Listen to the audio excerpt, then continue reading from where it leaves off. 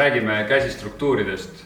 Käsistruktuur on muster, mis tõmmatakse suusa alla, et juhtida suusa alt ära üleliigset vett või vastupidi külmades ja kuivades oludes just tekitada suusa all vett, et tekiks libisemine.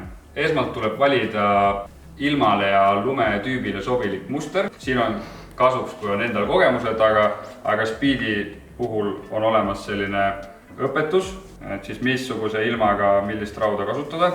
Alustame tööd suusa ninast reeglina, liikudes suusa kanda. Surume mitte kogu keha raskusega, aga väike surve tööriistale ja sõidame. Ja suusa tagaosas võib siis natukene rohkem avaldada tööriistale survet, sest suusa tagaosas on rohkem vett ja niiskust.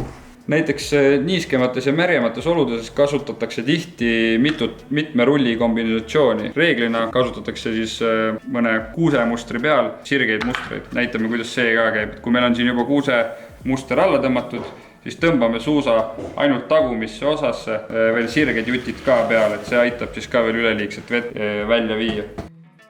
Laia valiku käsistruktuure leiad Skiveksest.